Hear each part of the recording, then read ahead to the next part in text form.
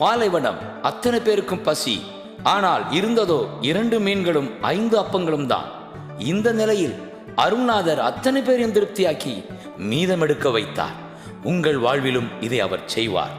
ஆனால் ஒரு நிபந்தனை, அப்பங்களும் மீன்களும் அப்பா கையில் இருந்தன. உங்கள் வாழ்வு யார் கையில்?